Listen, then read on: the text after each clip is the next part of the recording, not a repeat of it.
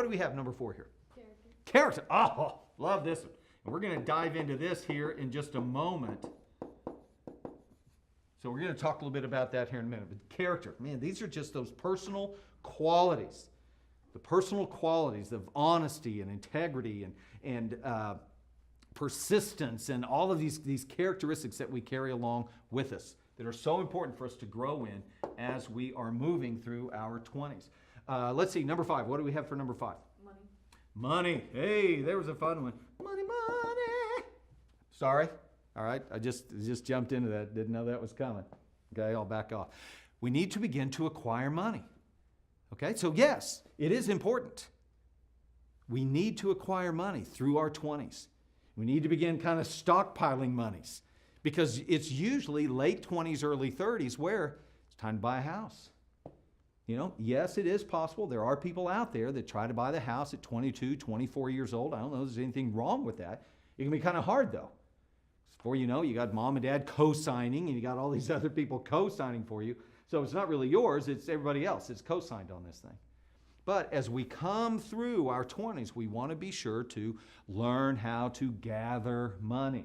And I promise you, if you never get out of the contributing worker mode, if you never step up, then you will be doomed to being the low man on the totem pole, still making the minimum wage and not being able to acquire money. It's one of the things we've talked about in another session here, where so many people are out there in the workforce right now getting minimum wage to flip the burgers because that's what that job pays. But they're all up in arms because they're going, we should get paid more. Why? Because they say we should be paid more because we need more. It has nothing to do with the value that we are bringing to the company. And it has everything to do with I need more money or you should pay me more because I need more money. So now I think it's actually in California. They've raised the minimum wage to like $12, $15 an hour. Companies are going to, is it McDonald's? Is that what I'm hearing? Is like moving more and more toward an entire automated thing. Again, if you can't pay the people, you gotta get rid of them. So someone's got to make the burger. So again, we need to acquire money. The way that we acquire money is grow in these as we move up. Fair enough? Let's go to number 6. What do we have there? Influence. Ooh, I love this one. Influence is all about you being able to open up doors just because of who you are. It's you being able to walk into a situation and being able to ask a person or this person over here, will you do this? And they actually do it. It's you being able to go and open up doors of opportunity for yourself or open up doors of opportunity for other people. So as you are at your job right now, how can you grow in influence? Again, this is one of the things that I'm loving with Will, all right, at the hospital. He's growing in influence at the hospital. One of the ways that he is doing this is, I'm going to go ahead and add this next one here. This is helpful relationships. Is that correct? Is that correct? Yes. Helpful relationships, because these can go together. Helpful relationships. Will, early on, met the director of the hospital. Good move. If you have not yet met the owner of the company, you need to do. I know we've talked about this before. That needs to become an action step for you. All right? You work for the person now, okay? Well, they'd never want to talk to me. You work for them. You now have some influence to open up doors. I'd like to get to know. You might need to get to know this person, so they will introduce you to this person so you can eventually get to the top. But you need to meet the people at the top. And once you meet them, you need to know, they need to know who you are. So this is something over this last year that we've been working with Will is the director of the hospital needs to know your name. So he has sent her some emails. He has sent her a card. No, he sent her like 3 cards. Next thing you know, she's given him a phone call. Hey, Will, I've got this thing coming up. I'd like for you to be involved in it. I think we talked about this. He said, sure. So he came and was involved in it, which was great. Next thing you know, he is gaining influence. His manager is in another manager meeting, and the other managers at the hospital are talking about Will. I mean, it's amazing. So his manager comes to him and says, so you've been, people are noticing, you got this, that, and the other thing. How would you like to promote up to the next level? He goes, yeah, it'd be great. Bam! He promotes to the next level. Next thing you know, because he does that job well, his manager next of all is saying, hey, we've got some people coming in. We've got what they call an extern, which is somebody in nursing school that's going to come and shadow somebody, all right? And they say, Will, we want you to be the person that they come and shadow. Bam, influence. Does that make sense? We want this person to shadow you because we want you to show them how things work. Next thing you know, they've got a new nurse that's coming on the floor. They say, Will, we want you to be the one to spend the first 2 weeks with them to show them the ropes. Influence. It was hilarious. Just last month, I said, okay, Will, here's what you want to do with both of these people. You got to introduce them to the director of the hospital. And you got to tell them why it's important that they know the boss. They know the head cheese. Next thing you know, he's calling me, Clay, I just got out of the meeting. I introduced him to the director of the hospital. The director of the hospital thought it was the coolest thing, and they thought it was the coolest thing. When they got done, they were talking to their friends. The extern was talking to some of her friends, and the new nurse was talking to some of the other nurses, and everybody was going, well, we didn't get to do that. No one did that with us. I've been working here for 7 years, and I've never met the director. Does that make sense? So Will is creating helpful relationships and using his influence to move up the ladder. Number 8. What do we have for number 8? Determination. Determination. Love this one. You guys, this is just don't quit. Keep going. Keep pressing, keep pushing. Under pressure, under stress, keep moving forward. Jessica, we were just talking about this. I knocked on a door, not literally, but I knocked on a door to try to get a position open, and well, they said there wasn't anything open. Okay, knock again. Knock again. Knock again. Knock again. As soon as the position comes open, who do you think they're going to think of first? Bing! Because you have been knocking at the door. If you knock once and they say, sorry, we're all full, and you never pursue that, you're just like everybody else. How do we set ourselves apart? Determination. Just keep knocking, keep going. I remember when I was promoted to taxpayer status with a school, all right? Yeah, I got fired from a school. That was me. Thank you very much, all right? Talked about getting fired by my dad. This wasn't by my dad. This was actually the principal of the school. I thought, did I talk about that? Did I tell you guys about that? Yeah, oops, got fired by that school. So next thing you know, I'm looking for a job. You guys, it's June. I'm a teacher. It's June. It's July. I still don't have a job. It's August 1st. I still don't have a job. I'm up in Kansas City. This is like right in the mid-90s when Kansas City, their schools are kind of shutting down and all this kind of stuff. There was one principal that I spoke with that actually laughed at me, said, yeah, I'm looking for a job too. Let me know if you find something. I mean, it was intense. But I don't know if I told you guys, with the school that I finally got hired in, I finally just went to the phone book. I started making phone calls. Hey, you guys hiring? You guys hiring? You guys hiring? One school said, we don't have any spots open. But I wanted to get into that school. So I called back. a little bit later. Hey, I just got through talking with you guys a little bit earlier. I know that you said you weren't hiring, but just in case, I know a lot of times right there at the beginning of school, some teachers don't show up. Some teachers, things happen over the summer and they make different plans. I would really love to be here, Okay, here's my name and all that kind of stuff. About a week goes by, I call them again. Hey, it's me again. Just want you to know I'm still here, still really interested in this job. Be really great for me to be there, blah, blah, blah. Hang up the phone. Clay, we still don't have a spot. I hang up the phone. About 30 minutes later, I get a phone call back. Clay, I've just heard that we have a science position open. How soon can you come down today to interview for it? Went down and interviewed for it. Within 2 weeks, had the job. Stuck with it. If I'd have just said, no, okay, and hung up, I would have been like everybody else. Does that make sense? So, stick with it. Determination. Then finally, number 9. What do we have here? Moderation. This, Reuben, could be one of the most difficult things. Could be. And that's because we do not live in a culture of moderation. We live in a culture of extravagance. Just put it on the credit card. We live in a culture of debt. We live in a culture of, well, Jessica has that. I want that. I'm going to go get that. And we just have all of this stuff. It's very, very difficult. And when you do live a moderate life, you kind of stand out. I remember for a long time, it was a decision in my home with my wife and my 2 daughters. We're not going to do TV. We're finding out TV's just taking up way too much time. Any of you guys have you ever done that? Have you ever said, we're not going to watch TV? Oh my gosh, it's like you got leprosy or something like that. Everybody just looks at you, their jaws drop and go, you're not watching TV?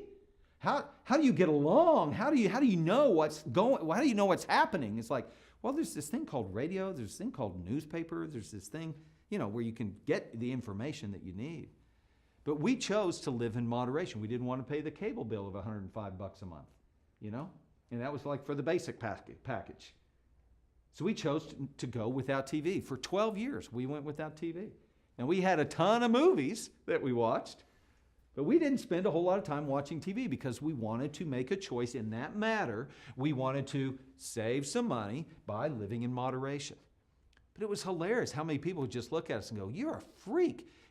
What is it? It's like Little House on the Prairie. What do you guys do, Clay? Do you sit around and read books around the fire with your children? It's like, no, it's not like that at all. But that was like in their brain. If you don't watch TV, how do you do this? What are you, whittling over in the corner? How does this work? I think there's a commercial out right now. Have you guys seen that with the cable bill?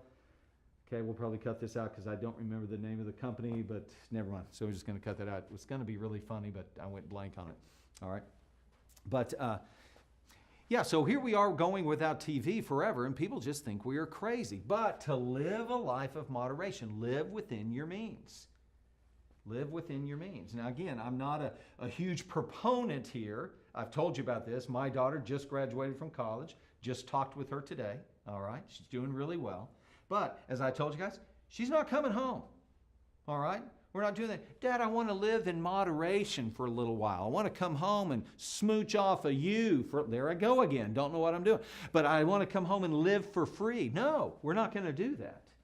You're going to have to learn how to live on your own.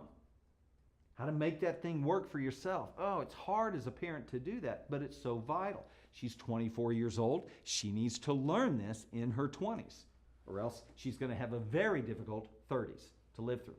Does this make sense? So here we go. These are things that we need to be gathering while we are in this season of our life. Okay? Gathering and growing in this season of our life. Now, over here on this side, I want to put some other things that we need to be gathering as well. These are the systematic qualities that you want to build into your world as you grow, okay? As you move up. So, first of all, I love this here. These are going to be qualities. And this is qualities of, I'm going to say qualities of character. And that red, it's kind of impressive right there. Dun, dun. I've done this a ton. I've worked with hundreds of college age and in their 20s, students in their 20s. And we always begin here. Step number 1, the very first foundation, the foundation that we need to have in our life will always be built on discipline and character. And a quick definition of discipline, working definition of discipline, okay, I'm going to say here, Reuben, is simply staying within the rules. That's discipline. It's playing the game in bounds. If you're supposed to show up on time, show up on time. Why? Because you're disciplined. If you need a certain amount of sleep, get a certain amount of sleep. If you need to eat a certain amount of food to stay healthy, you need to eat that certain amount of food. If you need to eat a certain amount of food to lose weight, you got to eat that amount of food. Have discipline in your life. And again, this is really tough because we live in a culture that is, for the most part, undisciplined. We want to be able to do all of this and yet get this result, and it just doesn't work that way. Discipline and character is key as we grow. Discipline, again, is simply learning how to play within the rules and stay within the rules.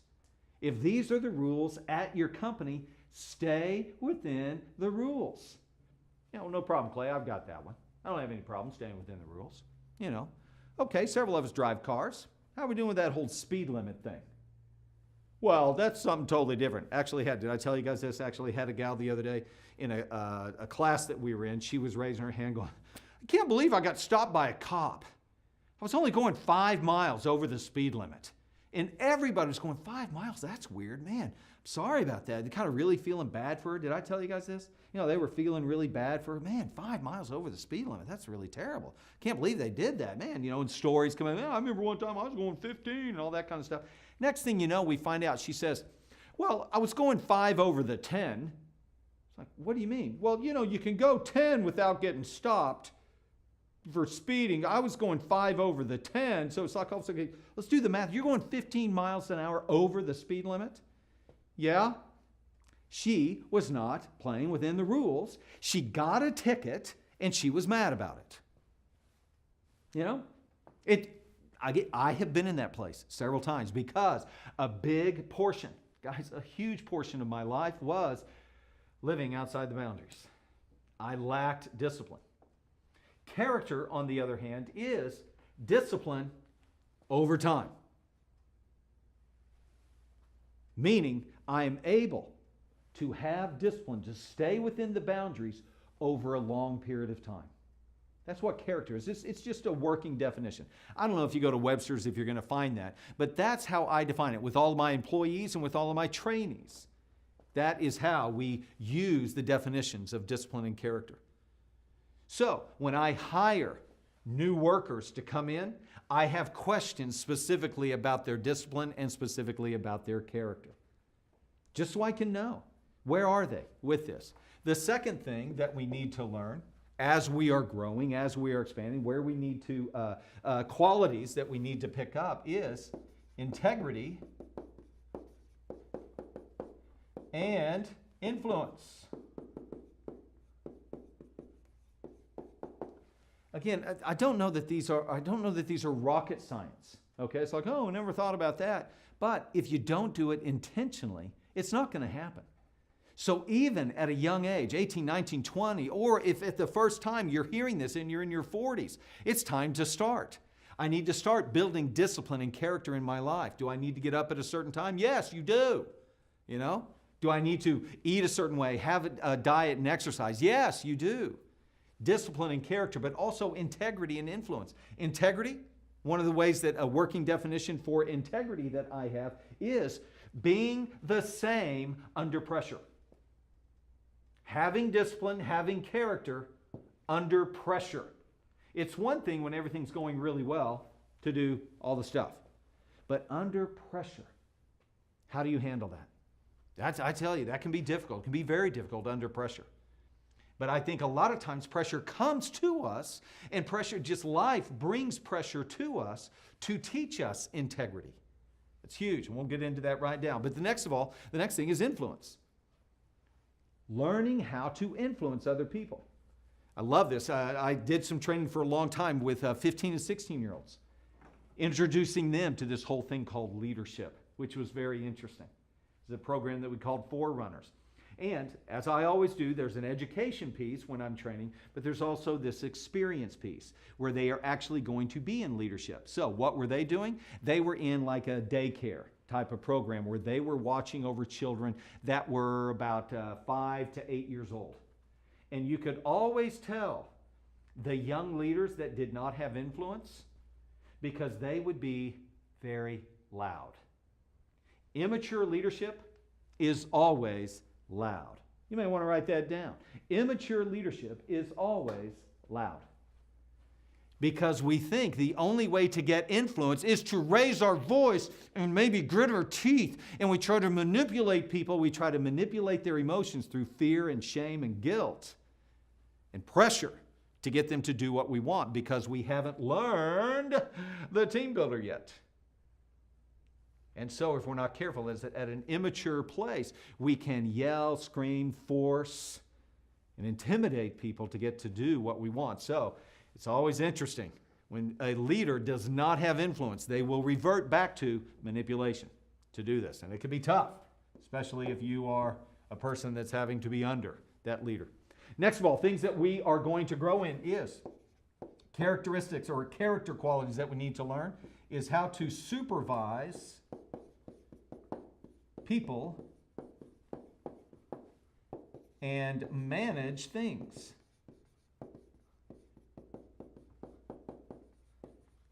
It's at this level of our character when we have grown, Michaela, when we have grown at this point, it's not just about me being able to work hard. And it's not just about me as we move up this ladder. It's not just about me being able to get other people to work hard. But now what I have to begin doing is I have to be able to coordinate and supervise and manage multiple things all at the same time.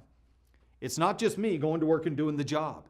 Now I have to make sure that multiple people go to work and do all of their jobs, and I have to make sure that they have all of the resources that they have, that we don't run out of pepperoni, you know? Oh my gosh, you people are driving me crazy type of thing. But it's people and things come together. Does that make sense?